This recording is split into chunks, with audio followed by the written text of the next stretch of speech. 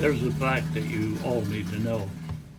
There are people who like others to be around them as frightened persons about tomorrow.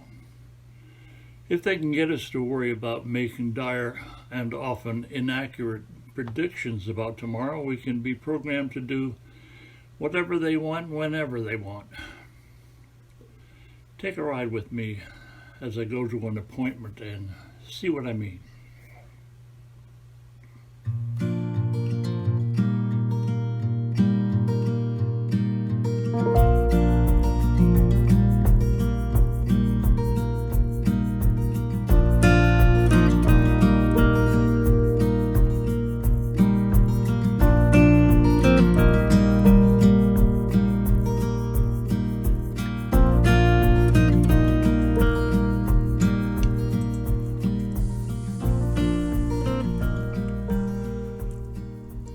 I'm going to get the oil and filter changed in our car this morning. You see, we traded for a newer vehicle recently. We traded my old Chevy pickup truck for a newer model Jeep.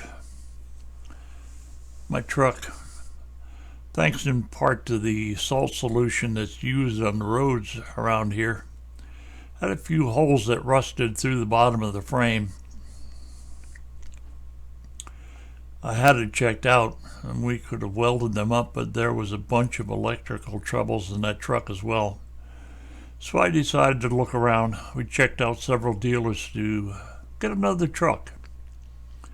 But the prices they wanted for the pickups are out of this world. They're stratospheric, way beyond our means as a retired couple. I'm over 80 years old, so both my wife and I had trouble climbing into the truck as well. So we ended up buying this Jeep. When we went shopping, I didn't bother with local dealers. Instead, we went where one of our kids had bought a car. We drove 30 miles to Fredonia, New York, to the Chevy dealership there. After some dickering around and looking, we got a good deal. And what's more, I was able to get a Cherokee that lets me turn off the engine stalling feature. To save fuel, you see, newer Jeeps shut down the engine when you stop at a traffic light or are caught up in city traffic. It's a pain in the backside, and I don't need it out here because we live in a small town and go out in the country. Our Cherokee isn't very much like the three others that I've owned before this one. The old Cherokee was a real Jeep. I started out with an old 4-cylinder model, had a Chevy engine that we had in northern Maine. And with 4-wheel drive, it got us through some real heavy snows. And eventually I ended up with a 6-cylinder Jeep and then a V8 Grand Cherokee. All of them could put all 4 wheels to work and get through some wicked northern weather. I found that was really important for my ministry, to be able to get out to visit with people who were in the hospital. This Jeep, however, has a transverse 6-cylinder engine and a computer-controlled everything.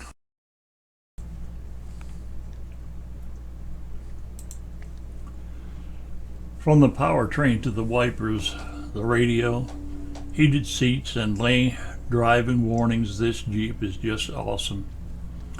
We've had it several months and I'm still learning the bells, toots, and whistles in this car. I really like that its radio interacts with my cell phone so that I don't have to take my hands off the wheel or grab a phone to answer it. I can just answer with the radio. I've got no complaints about the car. However, I do have one feature that we bought that just tightens my tuchus. You see, when we bought the car, we got an extended warranty with the car. I got it simply because I'm too old to scoot under a car to do services or repairs anymore. As a requirement under that warranty, I've got to do proper services at an approved site. To make sure that happens, for my first service I went to a local Jeep dealer. Now they did the job, but it took them 3 hours to change my oil. Worse yet, the waiting area sucked. It was part of the parts department. There was no coffee. And if it wasn't for my cell phone enabling me to do some writing because of the software on it, I would have left the place. The result is, this morning, instead of going there, I'm headed 30 miles to Basil Chevrolet in Fredonia, New York, where I bought it.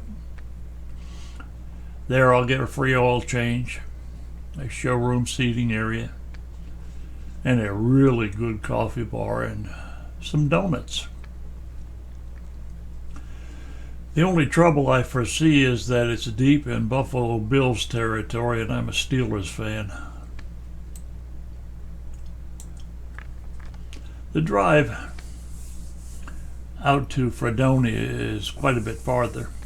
It's nice, and I could almost enjoy this country scenery if it wasn't in New York State. New York State, this place is deceptively pretty. Now, it's almost as nice as Pennsylvania, where I'm from, but here, the thing I don't like about this state is that a doctor can do abortions freely or even murder a baby after it's newly born. That sticks in my craw. This state does not value enough a new life that's conceived in the womb of a woman. Too many Americans accept legalized tyranny from the governments. Whether it's abortion, euthanasia of old folks like myself, or properly dealing with such trouble as immigration, New York has not been a smooth road. I remember that during the COVID mess, the governor of New York caused the death of many elderly people who resided in nursing homes. Now, the trouble is, New York is not the only state doing this sinful stuff. This country, this United States, has problems all over.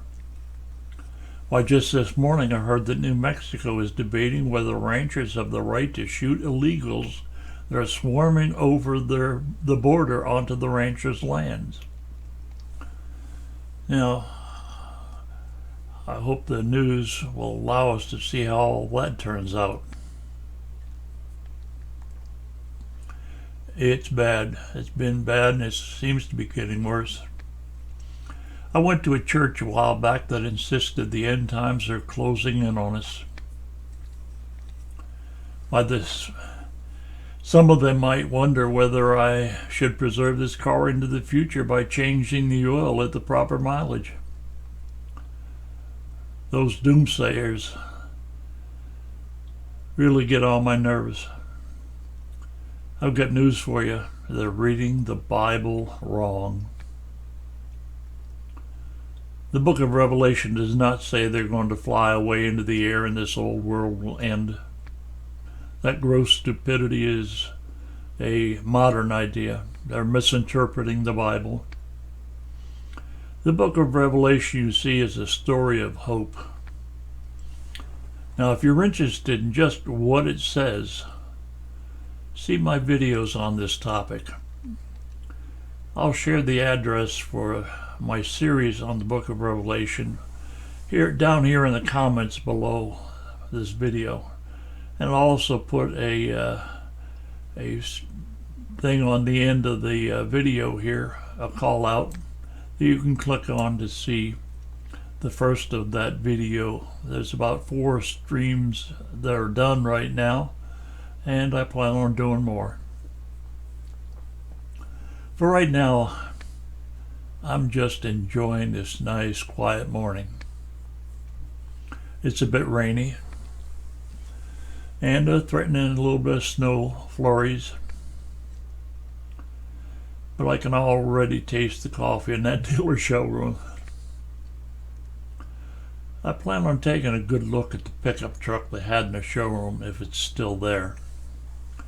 I know I can't afford a pickup, but it's nice to look. You know, they had a really good selection of vehicles in that showroom when I bought my car. There was that black pickup, and it was a four-door pickup, which isn't my kind of truck.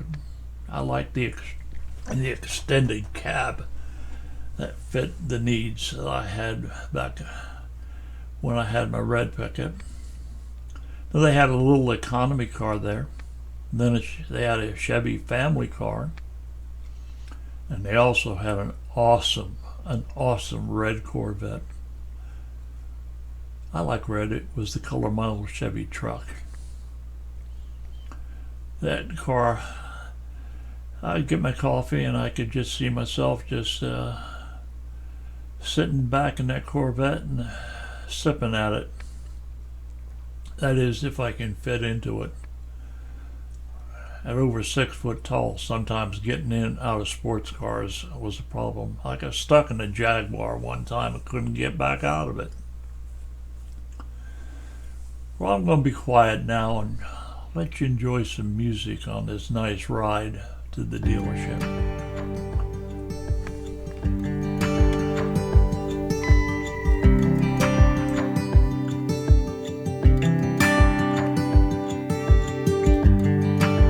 Turn the tide, let the water go where it wants to go.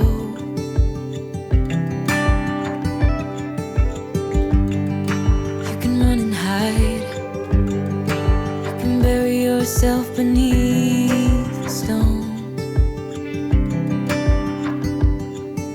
Somebody told me don't pretend, 'cause everyone could use a friend sometimes. Take some good advice.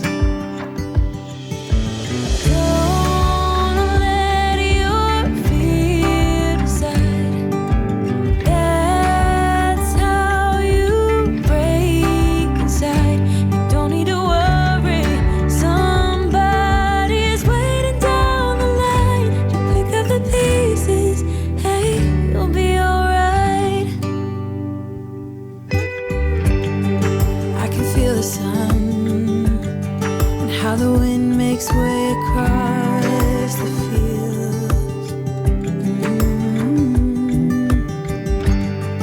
Let me take a breath. Let me be a part of something real. Someone said it's better when you hold on to a helping hand. Sometimes we could all use a friend. Don't let your fear decide. That's how you break inside. You don't need to worry. Somebody's waiting down the line to pick up the pieces. Hey, you'll be alright. You'll be alright.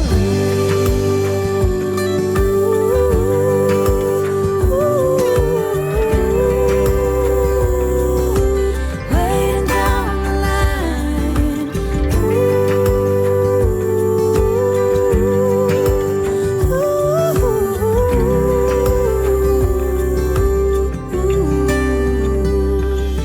So don't let your fear decide. That's how you break inside. You don't need to worry. Somebody's waiting down the line to pick up the pieces.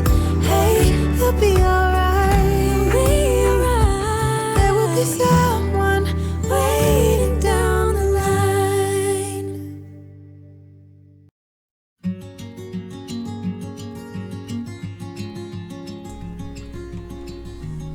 We're coming up on a traffic circle now.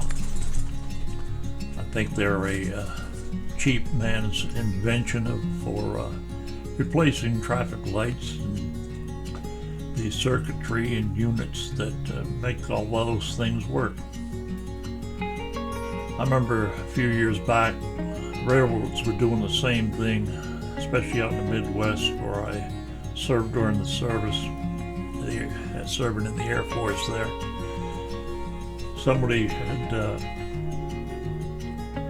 pulled down a operating train signal where it had the arms that came down on the flashing lights, and replaced the high-speed rail line sign with just simply an X. A big little sign says railroad, and there was no lights going on anymore, and somebody went through it and was killed. Smashed up a beautiful Chevelle convertible, was thrown apart from the car. I remember that distinctly. Well, we're coming up on that dealership now. I plan on going in there and getting some coffee and sitting and relaxing and hoping things will go by a whole lot faster than the other dealer. We'll see it all how it works out. May the good Lord just take a liking to you. May God bless your way. See you later.